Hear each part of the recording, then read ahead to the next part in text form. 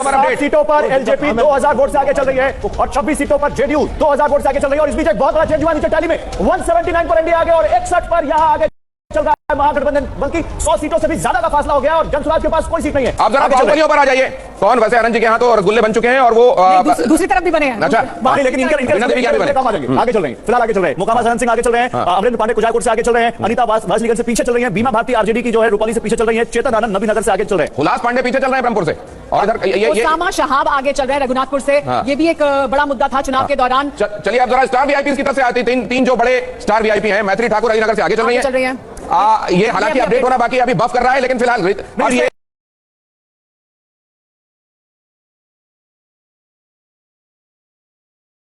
जो सांत्वना पुरस्कार है उधर से आ रहा है। जनसुराज में तो एक सीट पे भी आगे नहीं चल रहे, तो इसलिए आप लोगों ने एक शब्द का बहुत इस्तेमाल किया है, विश्लेषण। तो विश्लेषण मेरा ये बताता है कि ईवीएम के ऊपर जो सवाल उठाता है वो इस समय मूर्ख है, और अगर अपोजिशन ईवीएम के ऊपर सवाल अब उठाता है तो अपोजिशन जितना यानी कांग्रेस और आरजेडी जैसे ये पॉलिटिकल इलिटरेट हैं। अगर इनको भरोसा नहीं था तो इनको चुनाव का बहिष्कार करना चाहिए था।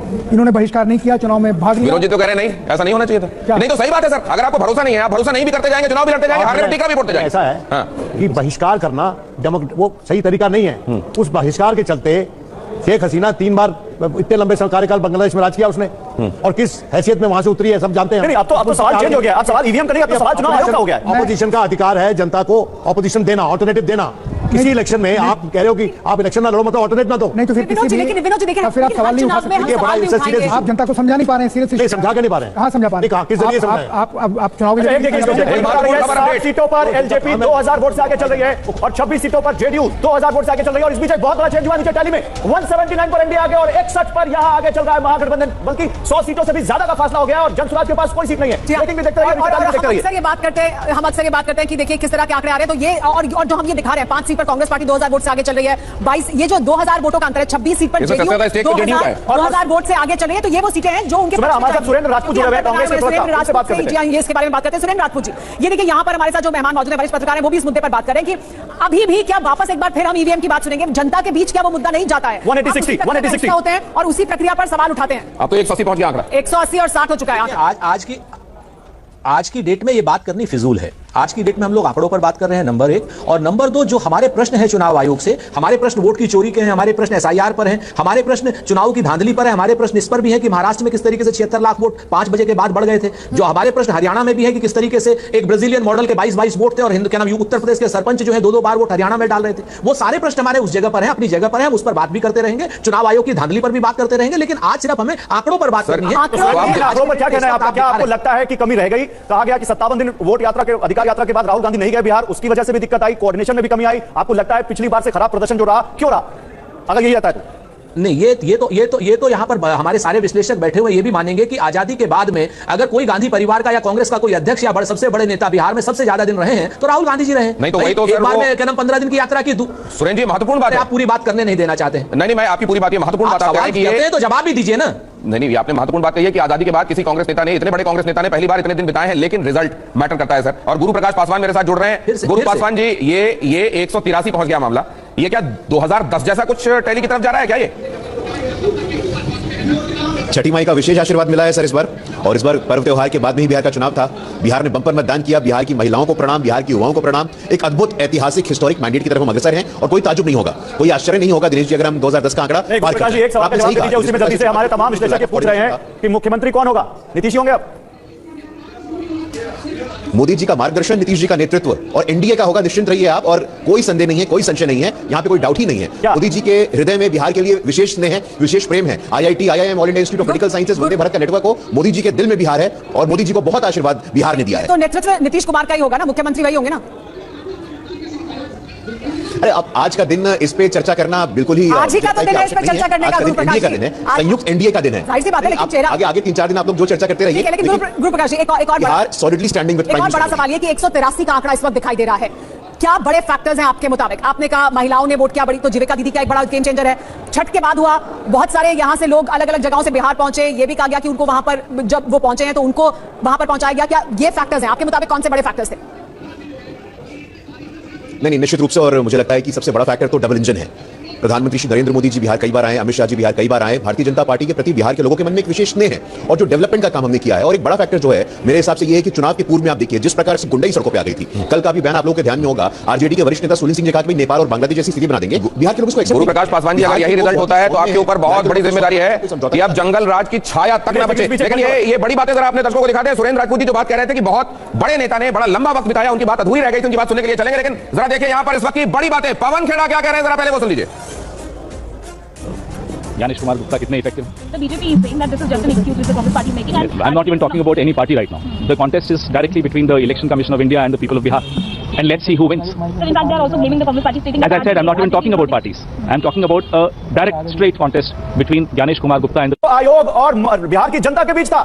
वो सीधे सीधे चुनाव आयोग पर बिहार में एक बार फिर से एनडीए की सरकार, बीजेपी सबसे बड़ी पार्टी बनकर उभरी। इस वक्त की बड़ी बातें, चुनावी बातें आपके सामने स्क्रीन पर फ्लैश हो रही हैं। एनडीए की सीटों में करीब 50% की बढ़त, बहुत बड़ी बढ़त। 10 वर्ष में आरजेडी का सबसे खराब प्रदर्शन। ये बड़ी बातें हैं इस समय चुनाव की। एनडीए 53 सीटों पर 1000 वोट से आगे है। ये मार्जिन बहुत ज्यादा नहीं, लेकिन ये बड़ा महत्वपूर्ण मार्जिन है। बिहार में एक बार फिर से एनडीए सरकार। अब आइए सुरेंद्र राजपूत जी की बाकी बची बातें भी सुन लेते हैं। जी हाँ, इस वक्त सुरेंद्र राजपूत जी, देखिए यही इसीलिए सवाल पूछा गया था उस वक्त, क्योंकि पवन खेड़ा आ गए।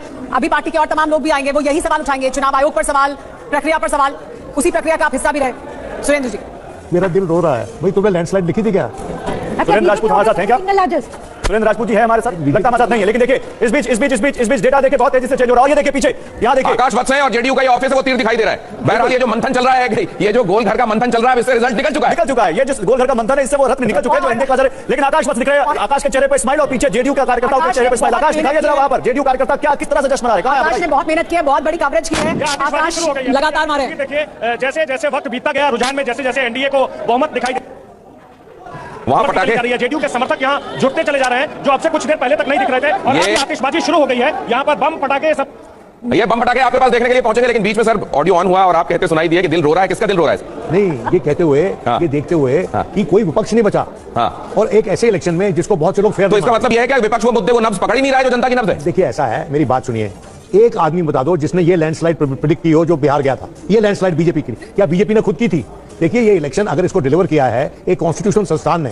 जी सर, आप लेकिन ये मानने को तैयार क्यों नहीं है कि बिहार की जनता एनडीए को, नीतीश कुमार को इतनी बड़ी विक्ट्री दे सकती है? क्या बिहार की जनता विक्ट्री देती रही है, विक्ट्री दे रही है, लेकिन बिहार की जनता इतनी भी मूर्ख नहीं है कि विपक्ष को बिल्कुल नाबूद कर दे। नीरजा जी, आप हटा दे बिल्कुल। ऐसा गलत है। कह रहे हैं बीजेपी ने खुद नहीं प्रेडिक्ट किया था, बीजेपी खुद नहीं सोची इतनी बड़ी जीत मिलेगी।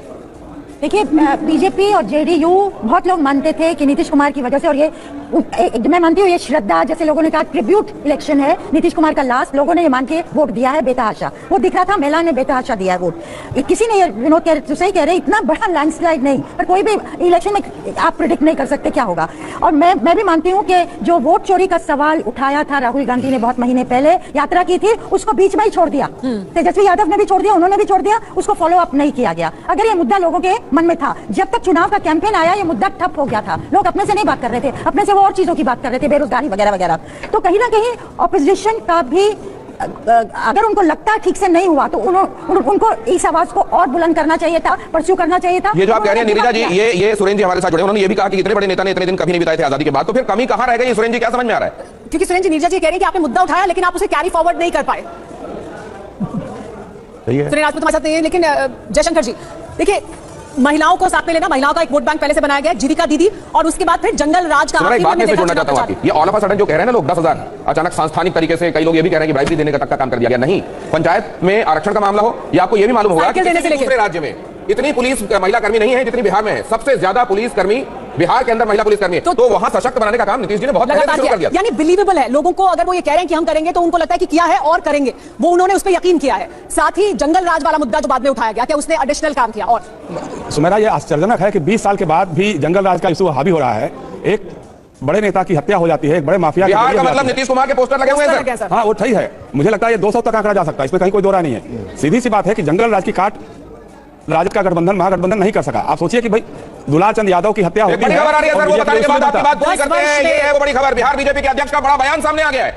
बिहार बीजेपी के अध्यक्ष कह रहे हैं, वो बताएंगे। देखिए, संवैधानिक प्रक्रिया से तय होगा सीएम संवैधानिक प्रक्रिया से तय होगा। क्या कहा है, सुन भी लेते हैं। चुनाव लड़ा है और नीतीश कुमार जी के नेतृत्व में जो है हम आगे बढ़ रहे हैं, इसीलिए आप इस बात को समझें। एक संवैधानिक प्रक्रिया होता है और संवैधानिक प्रक्रिया हम तुरंत पूरा करें, और नेतृत्व का जो है चयन होता है उसमें, और मुख्यमंत्री जी के नेतृत्व में हमने चुनाव लड़ा। आरजेडी कांग्रेस ने जो अंतिम में झूठा अफवाह और भ्रामक वादा करने का प्रयास किया, जनता ने उन्हें नकार दिया। रूप से किनको कितना सीट मिला है किस पार्टी को, ये सब तो ये सारे चीजों पर जवाब तभी दी जाएगी जब अंतिम परिणाम आएंगे। अभी और इंतजार कर लेते हैं 1-2 घंटे के बाद, तब ये सारे सवालों का जवाब देंगे। अभी भी भरोसा है, उम्मीद है कि महागठबंधन सरकार बनेगी। अभी भी उम्मीद है, लेकिन संवैधानिक प्रक्रिया से तय होगा सीएम का चेहरा, ये कह रहे हैं। ये बड़ा स्टेटमेंट है बीजेपी के अध्यक्ष, यानी आगे के टॉकिंग पॉइंट्स दिनेश यही होने वाले हैं। लेकिन फिलहाल रुक कर लेते हैं गौरव का, उनके साथ पार्थो मौजूद हैं और आंकड़ों को लेकर वो क्या तस्वीर दिखा रहे हैं। गौरव दिखाइए। बिल्कुल, और अब मैं कहूंगा अपने दर्शकों से कि 1 मिनट आप बहुत ध्यान से हमारे डेटा मुशाहिदे को सुनिए, क्योंकि उन्होंने बहुत अंदर की बात निकाली है। कैमरा सहयोग की मदद से कहूंगा आगे आए और बताइए पार्था 3 घंटे का क्या एनालिसिस है, क्योंकि पिक्चर बहुत तेजी से एक तरफा होती जा रही है। देखिए, जो वोट शेयर का नंबर है, हाँ, वो लोकसभा इलेक्शन जो 2024 जैसे वोटिंग हुआ था, मोर और लेस मतलब उसकी कॉपी होता जा रहा है, एकदम रिप्लिकेट कॉपी है। आप अगर देख लेंगे वोट शेयर में, ये देखिए लोकसभा वोट में कैसा था, सिर्फ ये बेल्ट में महागठबंधन जीता था, बाकी पूरा साफ। ओके, समझ रहे हैं? हाँ, ये पूरा साफ रन है। बस एक इलाका है जहां पर थोड़ा सा हमको यहाँ पर अपोजिशन की सीटें दिख रही हैं। तो इधर भी क्या हुआ था, उधर पवन सिंह इंडिपेंडेंट लड़ गया था, काराकाट। उसका इंपैक्ट में